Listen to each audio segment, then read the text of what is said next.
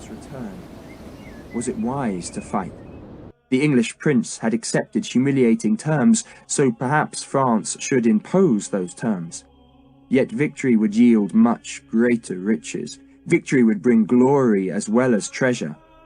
The king made the sign of the cross and told himself that God would prosper France this day. He had confessed his sins, he had been forgiven, and he had been sent a sign from heaven. Today, he thought, Crécy will be avenged. "What if the cardinal arranges a truce, sire?" Dodriem interrupted his thoughts. "The cardinal can fight for all I care," King Jean said, because he had made his choice. The English were trapped, and he would slaughter them. He led the way from the house into a world made grey by the day's first wolfish light. He put an arm around the shoulder of his younger son, the 14-year-old Philippe. "Today, my son, you will fight at my side," he said. The boy had been equipped like his father, head to toe in steel. "And today, my son, you will see God and Saint Denis shower glory upon France." The king lifted his arms so an armourer could strap a great sword's belt about his waist. A squire held a war axe with a haft decorated with golden hoops, while a groom led a handsome grey stallion that the king now mounted. He would fight on foot like his men, but at this moment, as the dawn promised a bright new day, it was important that men should see their king.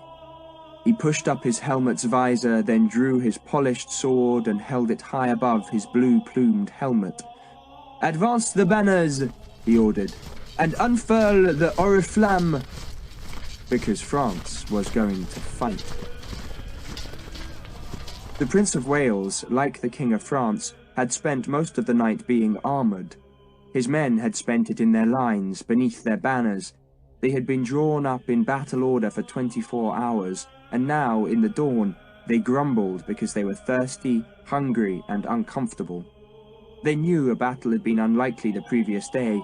It had been a Sunday, and the churchmen had proclaimed a truce of God, though still they had waited in line in case the treacherous enemy broke the truce.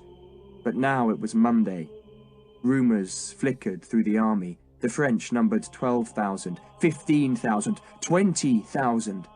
The prince had surrendered them to the French, or the prince had arranged a truce, but despite the rumours, there were no orders to relax their vigilance. They waited in line, all but those who went back to the woods to empty their bowels. They watched the skyline to the north and west, looking for an enemy, but it was dark and unmoving there. Priests moved among the waiting men. They said mass. They gave men crumbs of bread and absolution. Some men ate scraps of earth. From earth they came, to earth they would go, and eating the soil was an old superstition before battle. Men touched their talismans. They prayed to their patron saints. They made jokes that men always made before battle. "Keep your visor lifted, John. Goddamn French see your face, they'll run like hares." They watched the wan light grow, and the colour came back to a dead world. They talked of old battles. They tried to hide their nervousness. They pissed often. Their bowels felt watery. They wished they had wine or ale. Their mouths were dry. The French numbered 24,000, 30,000, 40,000. They watched their commanders meet on horseback at the line's centre. "It's all right for them," they grumbled. "Who'll kill a goddamn prince or earl? They just pay the bloody ransom and go back to their whores. We're the goddamn bastards who have to die." Men thought of their wives, children, whores, mothers. Small boys carried sheaves of arrows to the archers who were concentrated at the ends of the line. The prince watched the western hill and saw no one there, with the French sleeping. "Are we ready?" he asked Sir Reginald Cobham. "Say the word, sire, and we go." What the prince wanted to do was one of the most difficult things any commander could attempt. He wanted to escape while the enemy was close. He had heard nothing from the cardinals, and he had assumed the French would attack, so his troops would need to hold them off while the baggage and the vanguard crossed the Moisson and marched away. If he could do it, if he could get his baggage across the river and then retreat, step by step, always fending off the enemy attacks, then he could steal a whole day's march, maybe two. But the danger The awful danger was that the French would trap half his army on one bank and destroy it, then pursue the other half and slaughter that too. The prince must fight and retreat, holding the enemy at bay with a dwindling number of men. It was a risk that made him make the sign of the cross. Then he nodded to Sir Reginald Cobham. "Go," he said. "Get the baggage moving." The decision was made, the dice were rolled. "And you, my lord," he turned to the Earl of Warwick, "your men will guard the crossing place?" "We will, sire." "Then God be with you." The Earl and Sir Reginald galloped their horses south, and the prince, glorious in his royal colours and mounted on a tall black horse, followed more slowly. His handsome face was framed in steel. His helmet was ringed with gold and crested with 3 ostrich feathers.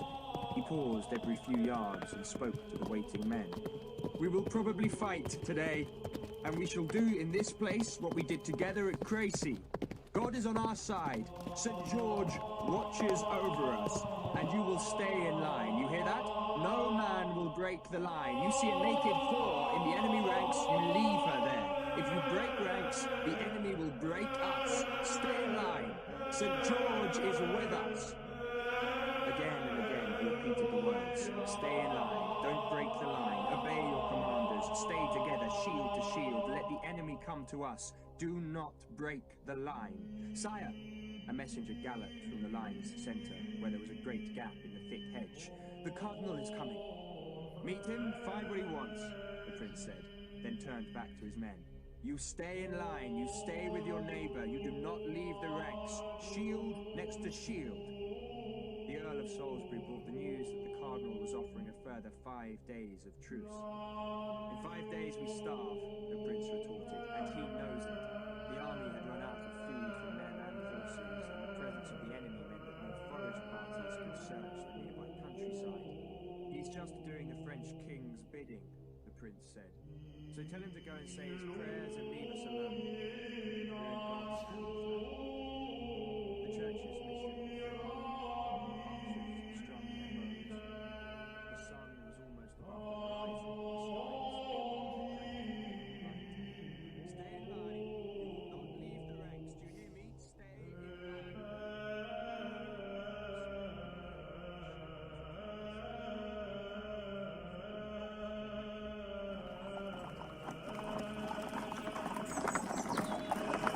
The axles squealed like pigs being slaughtered at winter's onset.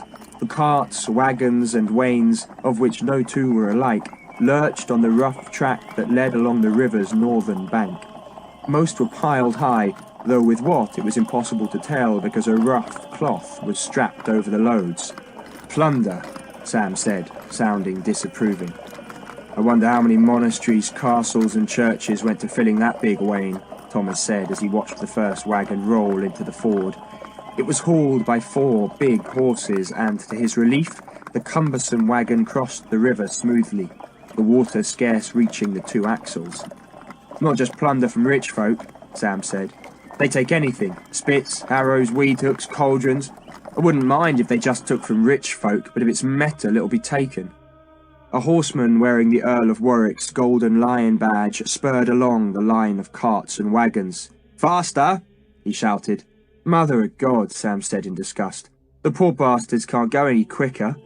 The drivers had to turn their vehicles onto the ford, and it was an awkward place for the largest wagons. "Slow and steady'll do it." Scores of women and children walked beside the wagons. They were the camp followers every army attracted. One vast wain was driven by a woman. She was vast herself, with a head of unruly brown curls on which a cap perched like a diminutive bird on a big nest. 2 small boys were beside her, one holding a wooden sword and the other clinging to his mother's ample skirts. Her wagon was heaped with plunder and decorated with ribbons of every colour. She grinned at Thomas and Sam. "He thinks the bloody Frenchies are coming for us," she said, jerking her head towards the horsemen. She flicked her whip at one of the lead horses and the wagon went into the ford. "Hup, hup," she called. "Don't you boys get left behind," she called merrily to Thomas's archers, then shook the reins so that her 4 horses put their weight into their collars and hauled the wagon up the far bank. Some of the women and children rode in empty wagons that had carried food and fodder, all of it eaten, while other carts just carried empty barrels in which the precious arrows had been held by leather discs so that their feathers were not crushed. There were plenty of those wagons, their barrels reminding Thomas of his escape from Montpellier. "Keep going!" the horseman shouted. He looked nervously over his shoulder, staring north up the rising valley that led between the English-held hill and Le Champ d'Alexandre. Thomas looked that way and saw banners moving on the English hill. They were coming towards him, mere flickers of colour at the crest. It was the Earl of Warwick's men, marching to guard the river. So the retreat was happening. There had been no trumpet blasts, no 7 long notes to herald a truce. Instead, there would be a river to cross and, Thomas assumed, a long day keeping the French from interfering with the crossing. "Don't goddamn dally, for Christ's sake!" the horseman shouted. He was annoyed because a heavily laden cart had paused at the place where the track turned, and so he spurred his horse alongside the 2 draft horses and slapped one of their rumps with the flat of his sword. The horse panicked, half-reared but was restrained by the harness. It twisted to the right and the other horse followed, and both beasts bolted and the driver hauled on the reins, but the wagon bounced on the track. The horses tried to turn away from the river, and the wagon slowly tipped over the causeway's edge. The horses screamed. There was a crash as the whole wagon fell sideways to block the ford. Plundered cauldrons clattered into the marsh. "Jesus!" the panicking horseman who had caused the trouble shouted. Only 24 wagons had crossed the Moisson, and at least 3 times that number were now balked on the wrong bank. "Jesus!" Sam echoed. Not because the wagon had overturned, but because there were more banners in sight. Only these flags were not on the hill. They were in the wooded valley between the hills, a valley still shrouded in shadow because the sun had not yet reached it, and beneath the trees were flags, and beneath the flags were horsemen, a mass of horsemen, coming to the river. Marshal d'Audrehem and the Lord of Douglas led the heavily armoured horsemen whose task was to shatter the archers on the left wing of the English army. They had 320 men, all of them experienced and renowned, all of them able to afford horse armour that could resist an English arrow. The destriers wore chamfrons, metal plates over their faces with holes for their eyes, while their chests were protected by leather, mail, and even plate. The armour made the big horses slow, but almost invulnerable. d'Audrehem and Douglas expected to attack across the valley and up the long slope towards the forest of Noailles, then skirt about the edge of the hedge that protected and hid the enemy troops. They would walk their heavy horses across the valley and walk up the slope, trusting to the armour to protect the great beasts. Once they had rounded the hedge, they would spur the destriers into a lumbering gallop and so drive into the mass of English archers they expected to find. Maybe 1,000 bowmen? And the big horses would carry them deep into that panicked mass where they would lay about with swords and axes, destroy the archers, force them to run from the field, and then the horsemen would turn back to the French lines, dismount and take off their spurs, and then join the great attack that would fight on foot to hammer at the centre of the English army. That was the plan of battle, to use the heavily armoured horse to destroy the English archers, then slaughter the men-at-arms. But as d'Audrehem and Douglas had led their men over the brow of the western hill, they saw the tips of English banners beyond the hedge, and those banners were moving southwards. "What are the bastards doing?" d'Audrehem asked the question of no one. "Escaping," Douglas answered anyway. The eastern horizon was brightly lit by the rising sun, and the forest was dark against that brightness, but the banners could be seen against the trees. There were a dozen flags, all of them moving southwards, and d'Audrehem looked that way and saw the glint of water in the depth of the valley. "Bastards are crossing the river," he said. "They're running away," Douglas said. Marshal d'Audrehem hesitated. He was 50 years old and had spent almost all his adult years as a soldier. He had fought in Scotland, where he had learnt to kill Englishmen, and then in Brittany, Normandy, and at Calais. He knew war. He was not hesitating because he feared what was happening, but because he knew the plan of battle must change. If they charged the far hill, aiming for where they believed the English left wing lay, they would find men-at-arms, not archers, and his mounted knights had been ordered to destroy the hated enemy bowmen. So where were the archers? "There's a ford down there," a man said, pointing to the glint of water. "You know that?" "I grew up not 3 miles from here, sire." "We'll go to the ford," Dodriem decided. He turned his horse, which was caparisoned in a great cloth that bore the broad blue and white diagonal stripes of his livery. He carried a shield with the same bright colours, and his visored helmet had one white plume and one blue. "This way," he called, and led the horsemen southwards. And this was easier than crossing the valley. Now, instead of pushing their heavy horses up the long slope of the English-held hill, they were riding downhill. They trotted. The horse armour clinked and jangled, the hooves thumped the dry turf. Some men carried lances, but most had swords. They were riding on open grassland, but ahead of them, where the valley dropped and widened into the larger valley of the Moisson, were trees, and beyond those trees, Dodriem expected to find archers protecting the ford. The Lord of Douglas was on the right, where a dozen of his own Scotsmen joined him. "Drop your visors when you see an arrow," he reminded them, "and enjoy the killing." He would enjoy it. The sport of the Douglas clan was killing Englishmen, and Douglas felt a fierce joy at the prospect of battle.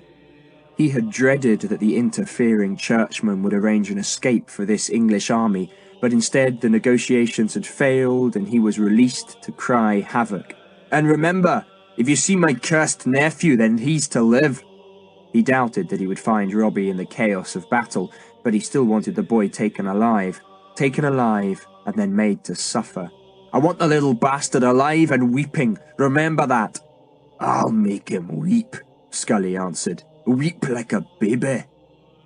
Then the heavy horses were in the trees and the riders slowed as they ducked beneath heavy branches. Still no arrows, still no enemy. Pray Christ Dodriem is right, Douglas thought. Were they riding into empty space? Were the English really retreating? Or were the horsemen pursuing a will-o'-the-wisp? The sound of his destrier's hooves had changed, and he realized that they were riding into a marsh. There were willows and alders instead of oak, tussocks of earth and stretches of green liquid soil instead of leaf mould. The horses were sinking their heavy feet into the bog, but they were still moving. And then he saw the river ahead, a slither of brightness in the green gloom, and he saw men there too, men and wagons, and there were archers. Marshal Dodriem saw them too, and he saw that a wagon had overturned and that the English were in chaos, and an arrow flickered in the sky. He did not see where it went, but it told him he had made the right decision and he had found the archers. He slammed down his visor to turn his world dark, rowelled back his spurs, and charged. The Earl of Warwick's archers were still streaming down from the hill. Thomas's men faced the horsemen, and because the archers were trained and experienced, they chose flesh arrows. These were the arrows made to kill horses, because horses were vulnerable, and every archer knew that to defeat a charge of mounted knights, a man must aim at the horses. That was how Crecy had been won, and so they instinctively picked flesh arrows that had triangular heads, barbed heads, and the two edges of each head were razor-sharp, edges to tear through flesh and cut blood vessels and rip apart muscle. They drew the bows back to their ears, picked their targets, and loosed. The warbow was taller than a man. It was cut from the trunk of a yew grown in the sunny lands close to the Mediterranean, and it was cut where the golden sapwood met the dark-coloured heartwood. And the dark heart of the yew was stiff, it resisted bending, while the outer sapwood was springy, so that it would snap back to its shape if it was bent. And the push of the compressed heartwood and the pull of the golden sapwood worked together to give the great war bow a terrible strength. Yet to release that strength, the bow must be drawn to the ear, not to the eye, so an archer must learn to aim by instinct, just as he had to train his muscles to pull the cord until it seemed that the stress in the yew must surely snap and break. It took 10 years to make an archer, but give a trained man a warbow made of yew and he could kill at more than 200 paces and be feared through all Christendom. The bows sounded, the strings slapped on the braces that protected the archer's wrists, the arrows leaped away. The archers aimed at the horses' chests, aiming to drive the flesh arrows deep into labouring lungs. Thomas knew what must happen. The horses would stumble and fall, blood would froth at their nostrils and mouths, men would scream as dying horses rolled on them. Other men would be tripped by the fallen beasts, and still the arrows would come, relentless, savage, searing, white-tipped death driven by wood and hemp. Except it did not happen.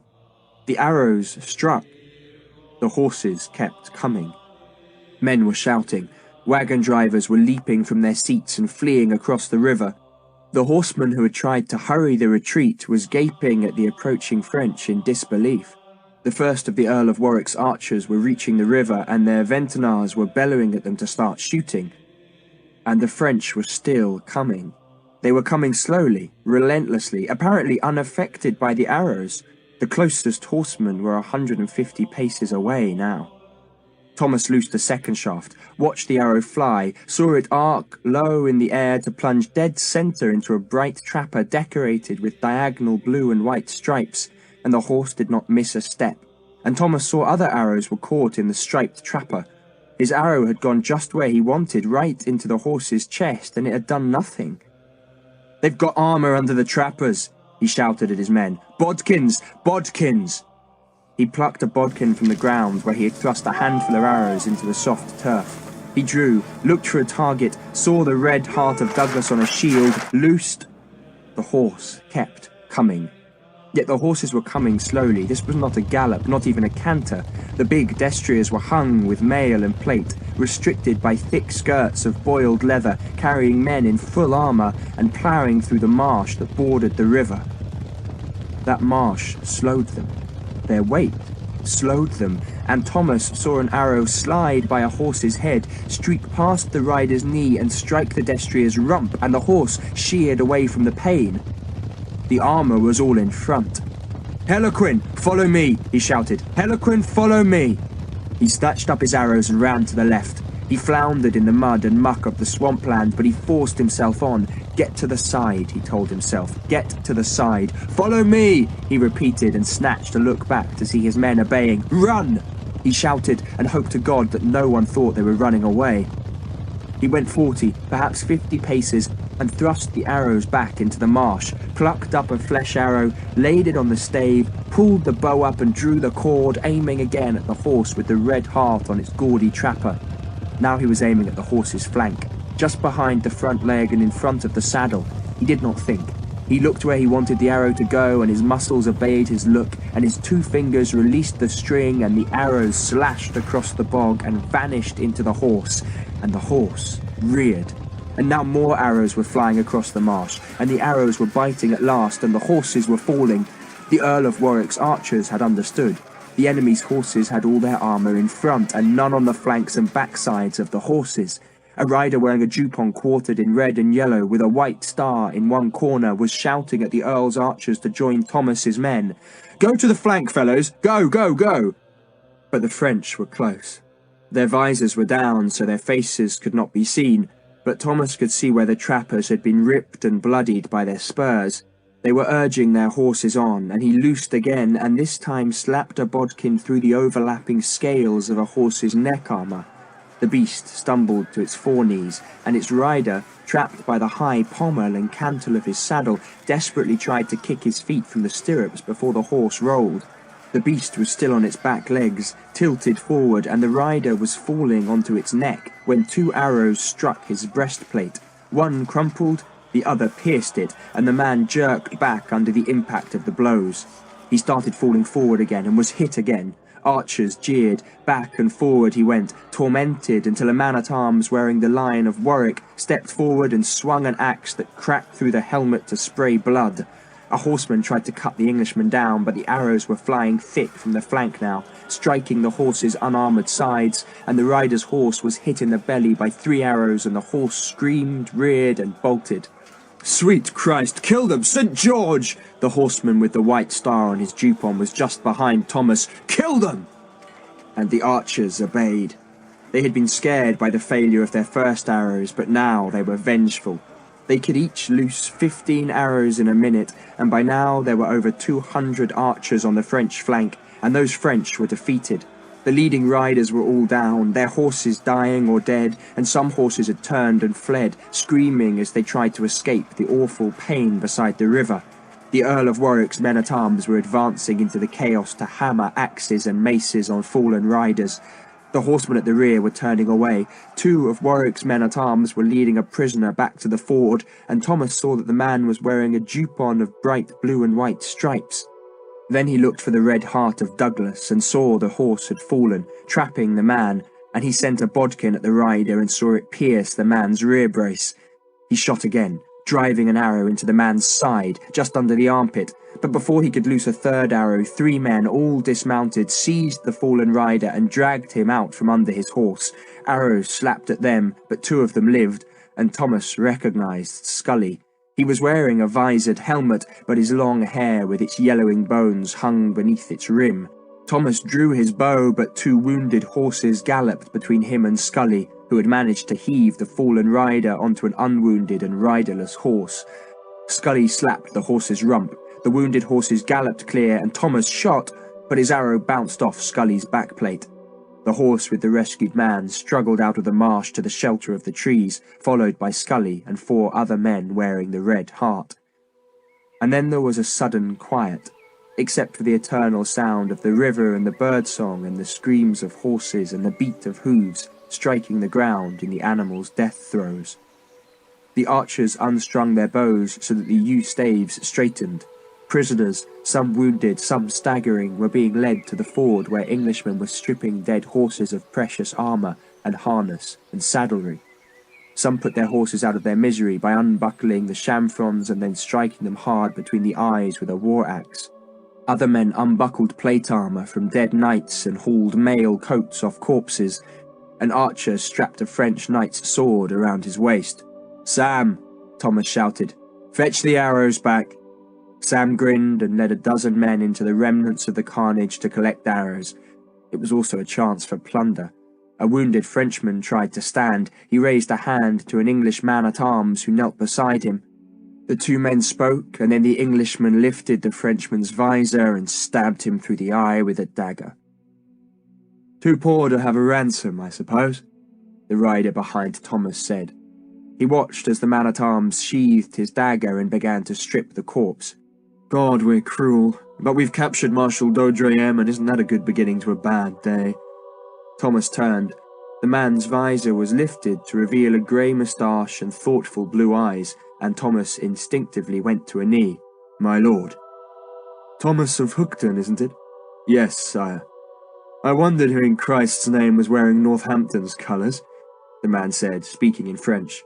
Thomas had ordered his men to wear jupons with Northampton's badge, a badge that most men in the English army would recognise. A few had the Red Cross of St. George strapped around an upper arm, but there were not enough armlets for all his men. The horseman who spoke to Thomas wore the white star on his red and yellow jupon, while the gold chain about his neck proclaimed his rank.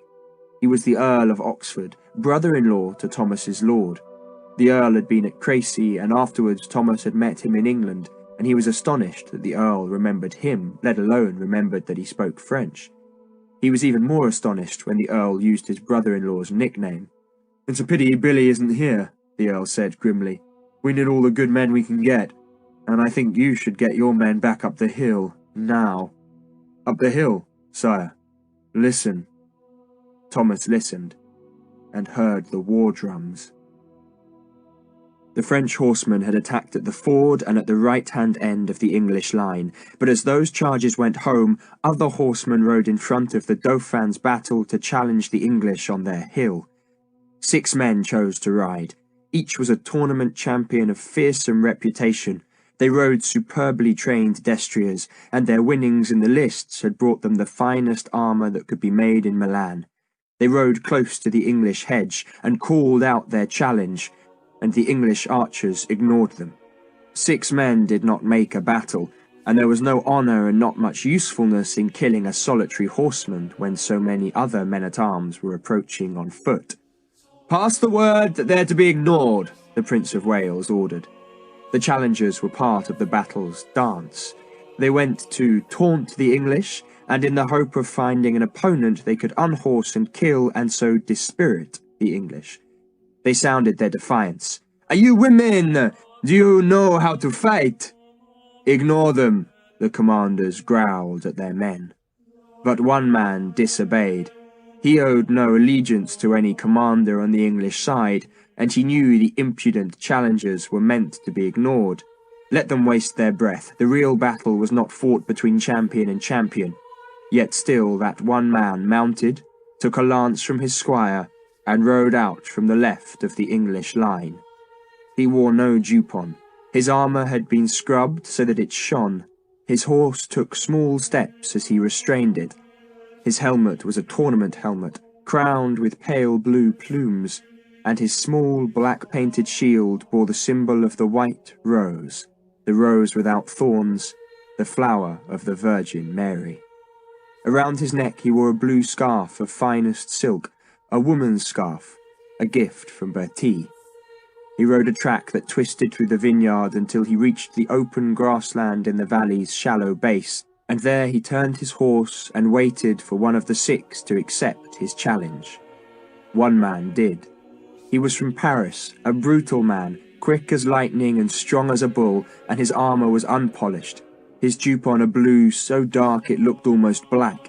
His device, embroidered on the jupon and painted on his shield, was a red crescent moon.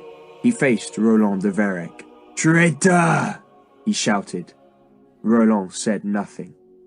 Both sides were watching. The other champions had withdrawn from the vineyard beneath the hedge and watched from behind their companion. "Traitor!" the Parisian shouted again.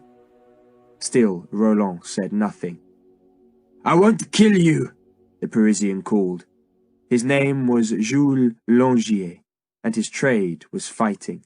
He hefted his lance, 16 feet of ash tipped with a steel head. "I won't kill you. I'll take you in chains to the king and let him kill you instead. Would you rather run away now?" Roland de Verec's only answer was to prop his lance against his right knee and close his visor. He lifted the lance again. "Jules!" one of the other champions called. "Watch his lance! He likes to lift it at the last minute. Protect your head!" Langier nodded. "Hey, virgin!" he called. "You can run away now! I won't chase you!" Roland couched his lance. His horse took tiny skittering steps. A faint, rough cart track crossed diagonally in front of him, and he had noted it.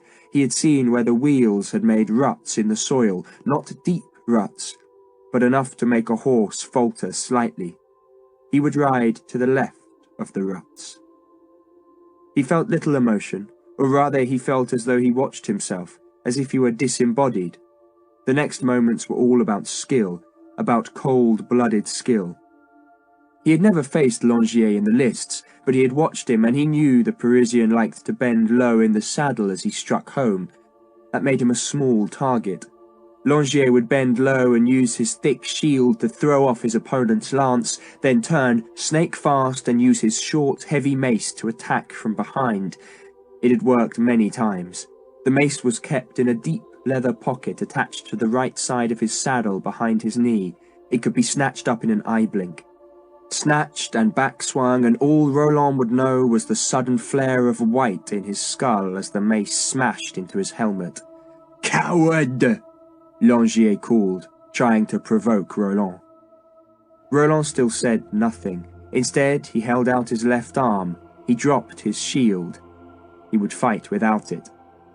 The gesture seemed to infuriate Langier, who, without another word, dug in his spurs so that his destrier leaped forward. Roland responded. The two horsemen closed. They were not far enough apart for each other to reach a gallop, but the horses were straining as they closed. Both horses knew their business. Both knew where their riders wanted them to go. Roland steered his mount with his knees, keeping it just to the left of the rut, and he raised his lance point so that it threatened Langier's eyes, and they were close now. There whirled the beat of hooves, and Langier swerved his horse slightly right, and it faltered a tiny bit as the hoof hit uneven ground, and Langier was bending down, shield protecting his body as the lance was pointed plumb at the base of Roland's breastplate, and then the lance flew up, and the horse was stumbling, and Langier was desperately trying to pull it right with his knee pressure, but the horse was down on its knees, sliding in grass that was slicked with frothy blood, and Langier saw that his opponent's lance, instead of being aimed at his head, had pierced his horse's chest. "This isn't a tournament," Roland spoke for the first time. He had turned his horse, abandoned his lance, and drawn the sword he called Durandal, and he rode back to where Langier was struggling to extricate himself from his fallen, dying horse. Langier tried to find his mace, but the horse had fallen on the weapon, and then Durandal smacked across his helm. His head was jerked violently to one side, then to the other as the sword came back to smash the helmet again. "Take your helmet off," Roland said. "Go and piss in your mother's asshole, virgin." The sword swiped him again, half dazing Langier. Then the point of the sword was thrust between the visor's upper edge and the helmet's rim. The blade bit into the bridge of Langier's nose and stopped. "If you want to live," Roland said calmly, "take the helmet off." He pulled the sword free. Langier fumbled at the buckles that held the helmet in place. The other champions watched, but made no effort to help. They were there to fight man against man, not two men against one, because that would be unchivalrous, and so they just watched as Langier at last lifted the helmet clear of his lank black hair. A trickle of blood ran down his face from where Durandal had cut him. "Go back to your army," Roland said, "and tell La Boyard that the Virgin is going to kill him." It was Langier's turn to say nothing. Roland turned his horse away, sheathed the Durandal, and kicked back his heels. He had delivered his message. He heard cheers from the Englishmen who had seen the fight through the hedge's gap, but it meant nothing to him. It was all for Bertie. The Lord of Douglas would kill no Englishman this day. His leg had been broken when his horse fell, his arm was pierced to the bone by an arrow, and another had broken a rib and punctured a lung so that he was breathing bubbles of blood. He was in pain, horrible pain, and he was carried to the house where the king had spent the night, and there the barber surgeons stripped him of his armour, cut the arrow flush with his skin, leaving the head embedded in his chest, and poured honey onto the wound. "Find a cart and take him to Poitiers," one of the surgeons ordered a retainer wearing the red heart. "The monks of Saint Jean will care for him. Take him slowly. Imagine you're carrying milk and don't want it to turn to butter. Go. If you want him to see Scotland again, go." "You can take him to the bloody monks," Scully said to his companions. "I'm going to fight. I'm going to kill." More men were being carried to the house. They had charged with Marshal Clermont, attacking the archers at the right of the English line, but there the enemy had dug trenches and the horses floundered. Others had broken their legs in pits, and all the while the arrows had struck and the charge had failed as miserably as the attack in the marsh. But now that the champions had flaunted their defiance and Langier had been unhorsed in full view of the French army, the main assault was closing on the English hill. The Dauphin led the first French battle, though he was well protected by the chosen knights from his father's Order of the Star.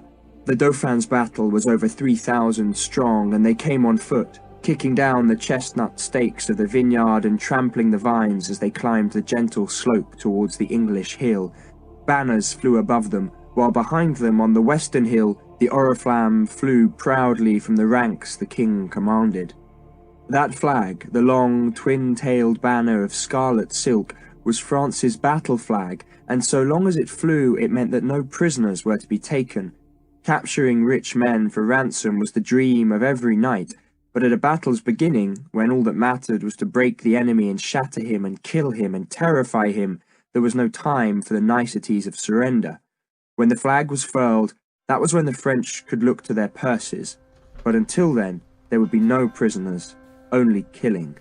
So the oriflamme flew, waved from side to side like a ripple of red in the morning sky, and behind the Dauphin's battle, his uncle's second battle was advancing towards the valley's shallow bottom, where the knackerers beat their vast drums in a marching rhythm to drive the Dauphin's men uphill to a famous victory. To the English and Gascons, at least to those who could see past the hedge, the far hill and the nearer valley were now filled with the panoply of war. with silk and steel, with plumes and blades, a mass of metal-clad men in bright surcoats of red and blue and white and green, marching beneath the proud banners of nobility. Drums hammered the morning air, trumpets seared the sky, and the advancing Frenchmen cheered, not because they had a victory yet, but to raise their spirits and frighten the enemy. "Montjoie Saint-Denis!" they shouted. "Montjoie Saint-Denis and King Jean!" Crossbowmen were on the French flanks. Each archer had a companion who carried a great pavis, a shield large as a man behind which the crossbow could be rewound safe from the deadly English arrows. Those arrows were not flying yet. The leading men of the French advance could see the great hedge and the wide gaps, and through those gaps were the English beneath their banners. The French visors were up and would stay up till the arrows came. The men in the foremost ranks were all in plate armour, and most of those men did not carry shields.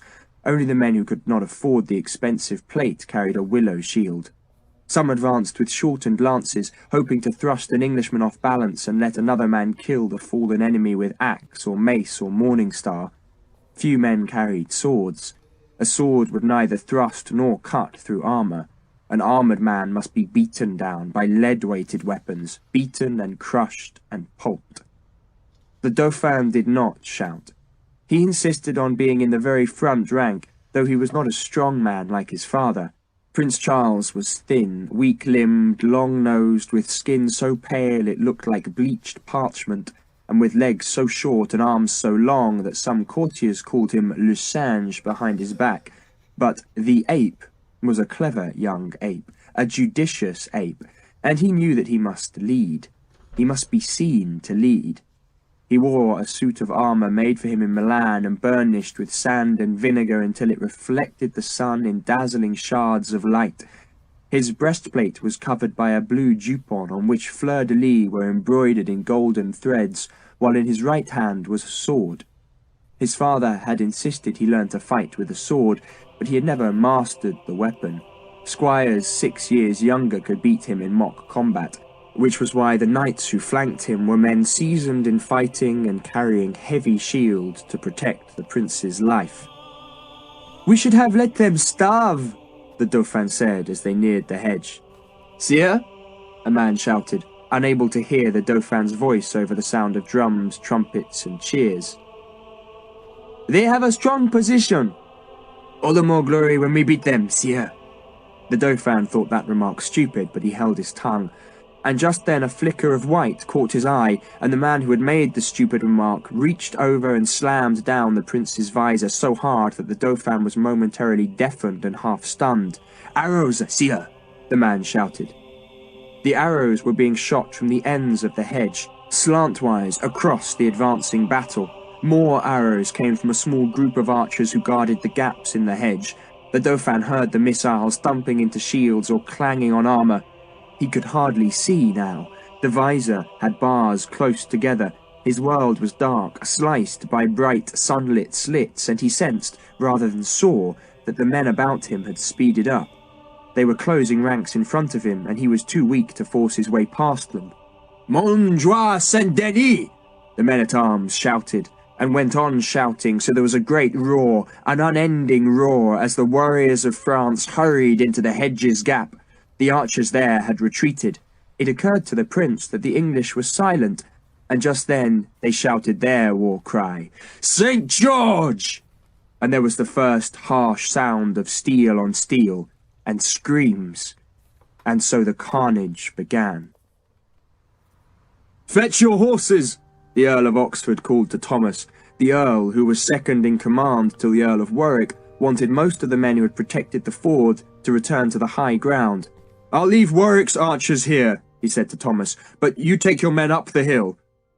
It was a long way up the hill, and it would be much quicker to ride. "Horses!" Thomas shouted across the river. Servants and grooms brought them over the ford, past the upturned wagon. Keane, riding a mare bareback, led them.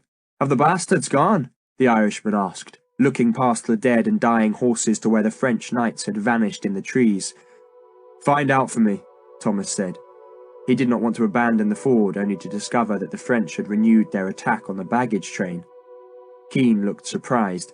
but whistled his 2 dogs and led them northwards towards the trees.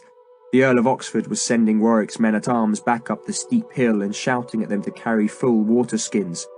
"They're thirsty up there! Take water if you can, but hurry!" Thomas, mounted on the horse he had captured outside Montpellier, found a wagon waiting to cross the river once the overturned cart was cleared away. The wagon bed was filled with barrels. "What was in those?" he asked the driver. "Wine, your honour." "Fill them with water, then get the damned wagon up the hill." The driver looked aghast. "These horses will never make the hill, not with a load full of barrels." "Then get extra horses, more men, do it, or I'll come back and find you, and when you've done it once, come back for more." The man grumbled under his breath. Thomas ignored it and went back to the ford where his men were now mounted. "Up the hill," Thomas said, then saw Genevieve, Bertie and Hugh were amongst the horsemen. "You 3, stay here, stay with the baggage." He kicked back his heels and put the horse to the slope, going past Warwick's men who were climbing in their armour. "Stirrup them!" Thomas called. He beckoned a man-at-arms who gratefully took hold of one stirrup leather and let the horse pull him up the hill. Keane came back fast, looking for Thomas, and saw him among the men streaming upwards. He kicked back his heels so the mare caught up. "They've gone," the Irishman said, "but there are thousands up there." "Where?" "Top of the valley, thousands, Jesus." "Get to the top of the hill," Thomas said, "and find a priest." "A priest?" The promised priest had never arrived at the ford. "The men need shriving," Thomas said. "Find a priest and tell him we never heard Mass." There would be no time for a Mass now, but at least the dying could receive the last rites. Keane whistled to the hounds and kicked back his heels, and Thomas heard the crash from the hilltop as men drove into men, steel on steel, steel on iron, steel on flesh. He climbed.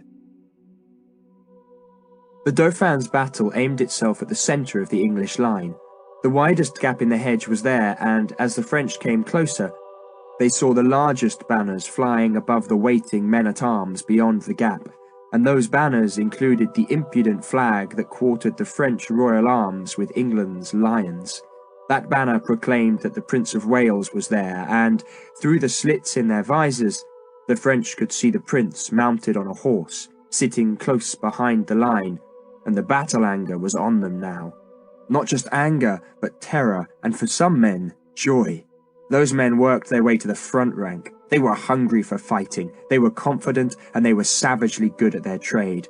Many other men were drunk, but the wine had given them bravado, and the arrows were slicing in from left and right, striking shields, crumpling on armour, sometimes finding a weak spot, but the attack flowed around the fallen men, and, so very close now, the French broke into a run, screaming, and fell on the English. That first rush was the most important. That was when the shortened lances would knock the enemy over, when the axes and hammers and maces would be given extra impetus by the charge, and so the Dauphin's men screamed at the top of their voices as they charged, and they swung, thrust, and chopped their weapons. And the English line went back. They were forced back by the fierceness of the charge and by the weight of men who crammed through the gap, but though they went back, they did not break. Blades crashed on shields, axes and maces slashed down, lead-weighted steel, crumpled helmets, shattered skulls, forced blood and brains to spurt through split metal, and men fell, and in falling made obstacles, and other men tripped on them. The impact of the charge was slowed. Men tried to stand and were stunned by blows, but the French had forced their way through the gap and now were widening the fight, attacking left and right as more men came through the hedge. The English and Gascons were still being driven back, but slowly now. The initial impact had left men dead, wounded, bleeding and moaning, but the line was not broken. The commanders, their horses close behind the dismounted men-at-arms, were shouting at them to stay closed up, to keep the line, and the French were trying to break the line, to cut and hammer their way through the shields so they could shatter the English into small groups that could be surrounded and slaughtered. Men hacked with axes, screamed obscenities, thrust with lances, swung maces, and the shields splintered, but the line held. It went backwards under the pressure, and more Frenchmen came through the gap, but the Englishmen and Gascons were fighting with the desperation of trapped men and the confidence of troops who had spent months together. men who knew and trusted each other, and who understood what waited for them if the line broke. "Welcome to Devil's Slaughter Yard, sire," Sir Reginald Cobham said to the Prince of Wales. The two men were on horseback, watching from just behind the line, and Sir Reginald saw how the fight was slackening. He had expected the French to come on horseback and had been apprehensive when he understood they intended to fight on foot. "They've learnt their lesson," he had remarked dryly to the Prince. He had watched as the lines crashed together and seen how the savage French charge had failed to rip the English and Gascons apart, but now it was hard to tell one side from the other. They were so close. The rear ranks of both sides thrust forward, crushing the front rank men against their opponents and giving them small room to swing a weapon. The enemy was still forcing their way through the gaps in the hedge, widening their attack, but they were not breaking through the stubborn line. They were either crushed against their enemy, or else a group of men would assault, batter and cut, then step back to catch their breath and appraise their enemy. They were calling insults rather than fighting with fury, and Sir Reginald understood that. Attackers and defenders were each recovering from the initial shock, but more Frenchmen were still coming through the hedge's gap, and the fight would get grimmer now, because the attacks would be more deliberate, and the English, thirsty and hungry, would tire faster. "We do well, Sir Reginald," the Prince said cheerfully. "We must go on doing well, sire." "Is that the boy Prince?" The Prince of Wales had seen the golden coronet surmounting a polished helmet in the French ranks and knew, from the largest banner, that the Dauphin must be part of this attack. "A prince, certainly," Sir Reginald said, "or maybe a substitute." "A real prince or not," the real English prince said, "it would be courteous to pay him my compliments." He grinned, swung his leg over his saddle's high cantle, and dropped to the turf, where he reached out to his squire. "Shield," he said, stretching out his left hand, "and an axe, I think." "Sire," Sir Reginald called, then fell silent. The Prince was doing his duty, and the devil was rolling the dice, and advising the Prince to be cautious would achieve nothing. "Sir Reginald?" the Prince asked. "Nothing, sire, nothing." The Prince half smiled. "What will be, Sir Reginald, will be." He snapped down his visor and pushed through the English ranks to face the French. His chosen knights, there to protect the heir to England's throne, followed. The enemy saw his bright jupon, recognized the insolent French arms quartered on his broad chest, and gave a roar of challenge and anger, then charged again. The Prince of Wales appeared in the English front line, his bright flag, the largest on the English side, behind and above him, and the French responded with a roar as they renewed their attack. But the English matched the war shout and surged forward themselves. Shield met shield with a crash, the weapons fell and thrust, and it was the English who forged ahead. The men trusted to guard the Prince of Wales were among the most experienced and savage in all the army. They had fought a score of battles, from Crécy to minor skirmishes, and they fought with cold-blooded ruthlessness. The two Frenchmen closest to the Prince were felled instantly. Neither was killed. One was stunned by a mace blow and he collapsed to his knees, and the other took an axe blow to his right elbow that shattered the bone and left him weaponless. He was dragged backwards by his companions, and that rearward movement spread to the neighbouring Frenchmen. The half-stunned man tried to stand, but the Prince kicked him backwards onto the ground and trod on his armoured wrist. "Finish him," he said to the man behind him, who used a steel-shod foot to push up the fallen man's visor and rammed down with a sword point. Blood sprayed on the Prince. "Give me room," the Prince bellowed. He stepped forward and swung the axe, feeling the impact jar up his arms as the blade chopped into a man's waist. He wrenched the axe free and thrust it forward. The haft was topped with a steel spike that dented the wounded man's breastplate but did not pierce it. The man staggered, and the Prince took another step forward and sliced the heavy weapon at the enemy's neck, where the sharp blade went through the mail aventail that he wore beneath his helmet to cover his neck and shoulders. The man staggered, and the Prince kicked him backwards and swung at another enemy. He was fighting without a visor, and he could plainly see Charles, the Dauphin, not 10 paces away. "Come and fight me!" he bellowed in French. "You and me, Charles, come and fight!" The Dauphin, so thin and awkward, did not bother to answer. He saw the Prince of Wales beat a man down with his axe, and saw a Frenchman plunge a shortened lance that ripped open the Prince's jupon. Beneath the jupon, the Prince's cuirass was sculpted with his coat of arms. The lance thrust again, and the Prince slashed the axe down onto the assailant's shoulder. The Dauphin saw the big blade bite through the armour, and saw the blood spray sudden and bright. "Back, your Highness!" one of the Dauphin's guards said. That guardian could see that the enemy prince was determined to fight his way through to the heir to the French throne. That could not happen. And the English were fighting like demons, so it might happen if he did not act. "Back, your Highness!" he said again, and this time pulled the Dauphin away. The Dauphin was speechless. He had surprised himself by how little fear he had felt once the battle began. True, he was well guarded, and the men charged with his safety were all brutally efficient fighters, but the Dauphin had tried to do his best. He had thrust a sword hard at an enemy knight and thought he had hurt the man. Most of all, he had been fascinated. He had observed the battle with an intelligent eye, and though he was appalled at the butchery, he found it intriguing. It was a stupid way to decide great matters, he thought, for the decision was surely a lottery once the brawling began. There had to be a cleverer way to defeat the enemy. "Back, sire!"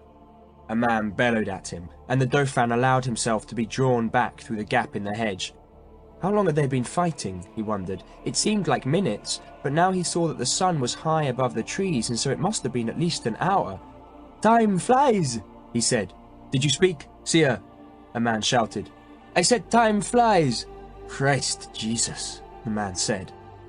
He watched the Prince of Wales, who was standing cocksure above the men he had beaten down with his bloodied axe. The prince shook the axe at the retreating enemy. "Come back!" he bellowed. "He's a fool," the Dauphin said in puzzlement. "Sire?" "I said he's a fool."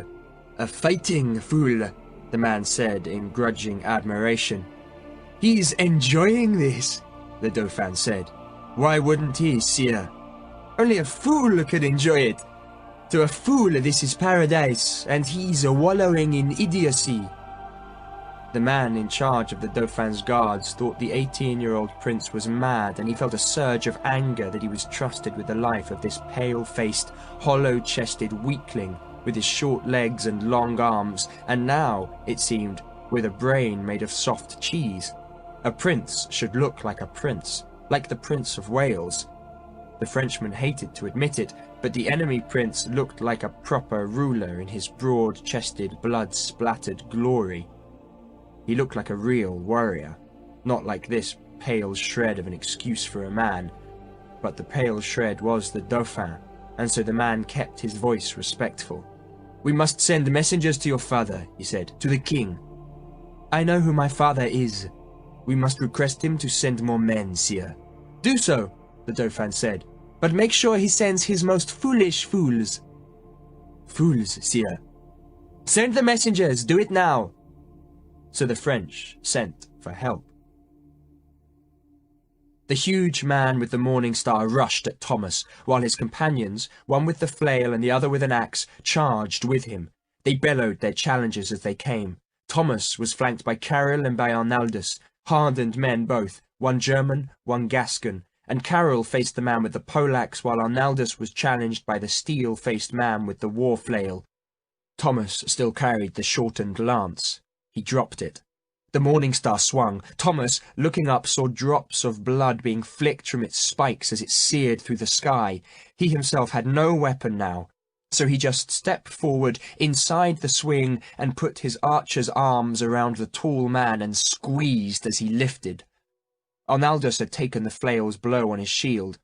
Now, with his right hand, he chopped the axe down on his assailant's leg. Carol had followed Thomas's example and stepped inside the poleaxe's long swing and rammed his mace into his enemy's groin. He rammed it again. Thomas heard a squeal. He was holding on to his enemy. The flail scraped down his back, tearing mail and leather. More Frenchmen were coming, but so were more Harlequin. The man with the poleaxe was bent double, and that was an invitation to Carol, who took it gratefully.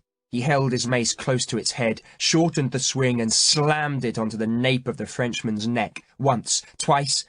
And the man went down in silence, and Carol drew a dagger and prized up the lower rim of the breastplate worn by the huge man clasped in Thomas's arms. Carol slid the dagger up under the man's ribs. "Jesus! Jesus!" the man screamed. Thomas tightened the embrace. The big man should have let go of the Morning Star and tried to break Thomas's neck, but he stubbornly held the weapon as Carol wriggled his long, thin blade, and the man screamed louder. Thomas smelt shit. He was squeezing as hard as he could, and Carol thrust the dagger again, ramming it up under the breastplate's edge so that his bloodied gauntlet vanished under the steel and into the mangled mail and wool. "You can drop him now," Carol said. The man fell heavily. He was jerking, gasping. "Poor bastard," Carol said. "Should have known better." He picked up his mace, put a foot on the squirming man's chest, and slammed the mace down hard onto his helmet. "Oh, good luck in hell," Carol said. "Say hello to the devil for us." The French were pulling back, step by step, watching their enemy, but going back along the edge or else trying to force a way through the tangling brambles. The English and Gascons did not follow. Men on horseback behind the line were bellowing at them, "Keep the line, no pursuit, let them go." The temptation was to pursue the French and capture rich prisoners, but such a pursuit would break the line open, and if the French had failed to do that with steel, then the English would not do it themselves with greed. They stayed in line. "You should try fighting with a weapon," Carol said to Thomas, amused. Thomas was dry-mouthed. He could hardly speak, but as the French went, so the women from the English baggage came with wineskins filled with river water. There was not enough for everyone to slake their thirst, but men drank what they could. And trumpets sounded in the valley. The enemy was coming again. The first messenger to reach the king was dusty. Sweat had made channels through the dust on his face. His horse was white with sweat. He dismounted and knelt. "My liege," he said, "the prince, your son, requests reinforcements." The king was gazing at the far hill. He could see the English banners through the widest gap in the hedge. "What happened?" he asked. "The enemy is weakened, sire, very weakened, but not broken, no, sire." Two more messengers came, and the king pieced together an account of what had happened so far that morning. The messengers heaped praise on his elder son, saying the Dauphin had fought magnificently, stories that the king disbelieved but pretended to accept. What did seem true was that the English had indeed been weakened, but had kept their discipline and held their line intact. "They are stubborn, sire," one of the messengers said. "Ah, yes, stubborn," the king said vaguely. He watched his eldest son's troops come back down the far hill. They came slowly. They must have been weary because it had been a long fight. Most clashes of men-at-arms were over in minutes, but the two armies must have fought for at least an hour. The king watched a wounded man limp up the hill, using a sword as a stave to support his weight. "My son is unwounded?" he asked the messenger. "Yes, sire. Thank God, sire." "Thank God indeed," the king said, then beckoned to the Count of Ventador. "Go to the Dauphin," he ordered him, "and tell him he is to leave the field." "Leave the field?" The Count was not certain he had heard correctly. "He is the heir. He fought enough, he has proved his courage, and now he must be kept safe. Tell him he is to ride to Poitiers with his entourage. I shall join him there this evening." "Yes, sire," the Count said, and called for his horse. He knew he was being sent with the message because the Dauphin would distrust such a command unless it was brought by a man close to the king, and the Count decided the king was right. The heir to the throne must be kept safe. "And tell the Duke of Orleans to take up the fight," the king commanded. "He is to advance, sire." "He is to advance, he is to fight, and he is to win," the king said. He looked at his youngest son, just 14. "You will not leave with Charles," he said. "I don't want to leave, father." "You will witness victory, Philippe." "Shall we fight, father?" the boy asked eagerly. "Your uncle will fight next. We shall join him if we're needed." "I hope he needs us," Philippe said. King Jean smiled. He did not want to deprive his younger son of any of the day's excitement, though he desperately wanted him kept safe. Perhaps he thought he would advance his 3,000 men at the battle's end to join in the destruction of the English. His men were among the finest knights and men-at-arms that France possessed, which was why they served in the King's battle. "You will see some fighting," he promised his son, "but you must swear not to leave my side." "I swear it, father." The Count of Ventadour had ridden his horse through the mass of men commanded by the king's brother. That was the shortest way to the Dauphin. The king saw him deliver the message to the duke, then ride on to find the Dauphin, who was now halfway down the far slope. The English had not pursued him. They just waited behind the hedge, a sign, the king hoped, that they truly were weakened. "When the duke attacks," the king called to Marshal Clermont, "we will advance our battle to his present position." "Yes, sire." The first hammer blow had weakened the English. 2 more waited. And then only 1 waited. Because, as the king watched in disbelief, his brother decided to leave the field with the Dauphin. The Duke of Orleans had not fought. His swords were unstained by enemy blood, yet he called for his horses and led his troops northwards. "What the devil?" the king asked the morning air. "What in Christ's name is he doing?" Marshal Clermont asked. "Sweet Jesus," a man said. "He's leaving!" "You fool!" the king screamed at his brother, who was much too far away to hear. "You spavined fool, you coward, you cretinous bastard, you gutless turd!" His face was red, spittle flying from his mouth. "Advance the banners!" the king shouted. He dismounted and gave the reins of his horse to a groom. If his brother would not fight, then the king's battle, the finest in the army, would have to decide the day. "Trumpets!" the king shouted, still angrily. "Give me that damned axe! Sound the trumpets! Sound the advance! Forward!" The trumpets sounded, the drums beat, and the oriflamme was carried towards the enemy. "What are they doing?" The Prince of Wales had mounted his horse so that he could see the enemy better, and what he saw was worrying. The French second battle was going northwards. "They plan to attack our right flank?" he suggested. "And our centre at same time, sire." Sir Reginald Cobham, old in war, was watching the last French battle advance. This was the battle that flew the oriflamme and the royal standard. Sir Reginald leaned forward and slapped at a horsefly that had settled on his destrier's neck. "Maybe someone over there has some sense at last." "The Earl of Salisbury has archers?" the prince asked. "Plenty, but does he have enough arrows?" The prince grunted. A servant brought him a pitcher of wine diluted with water, but the prince shook his head. "Make sure every other man drinks before I do," he ordered in a voice loud enough to be heard 30 or 40 paces away. "A carter brought 10 barrels of water up the hill, sire," the Earl of Warwick said. "He did? Good man!" The prince looked at a servant. "Find him. Give him a mark." The silver mark was a valuable coin. "No, give him 2. They're not very eager, are they?" He was looking at the Duke of Orleans' troops, whom he had presumed were about to attack the Earl of Salisbury's men on the English right, but to his bemusement, those enemy troops were heading even farther north. Some had mounted their horses, some walked, and some lingered in the valley's bed as though uncertain what they should do. "Jean," the prince called. "My lord."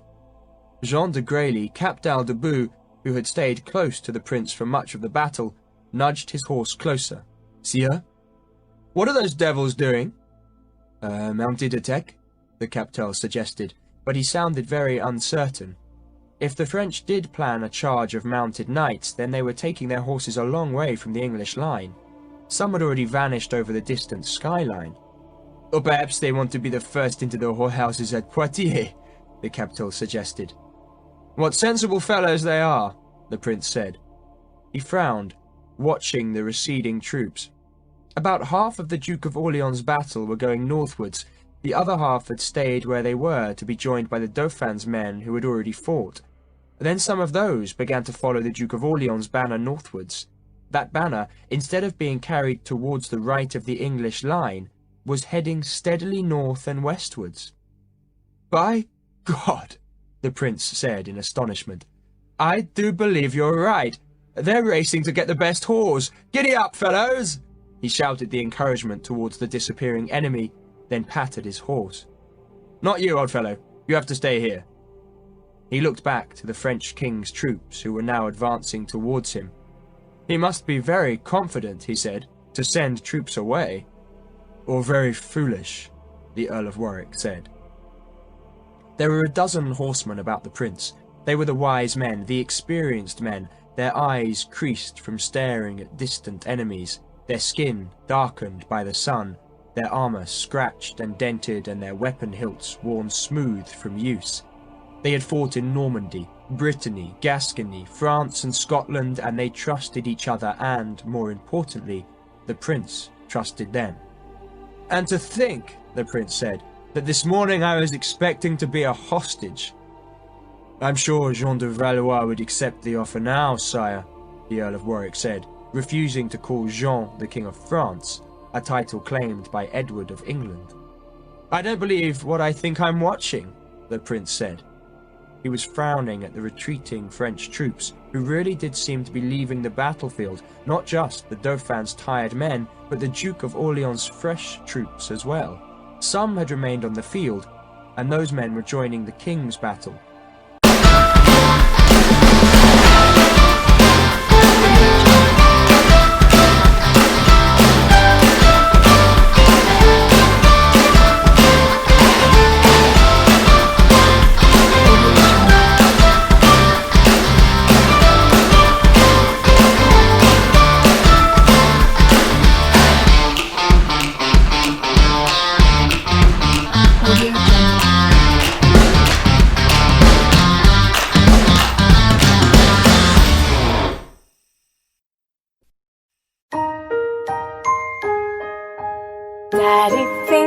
Daddy finger, where are you? Here I am, how do you do? Mommy finger, where are you? Here I am, how do you do? Brother finger, where are you? Here I am, how do you do? Sister finger, where are you? Here I am, how do you do? Baby finger, where are you? Here I am, how do you do?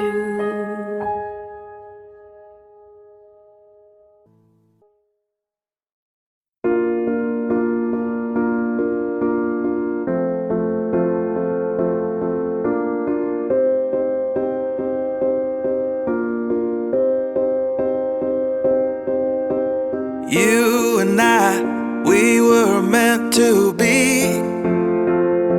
I feel it in my soul, feel it in my soul. Never separated, you and me.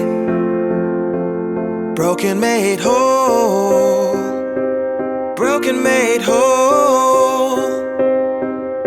The world that tries to steal our hope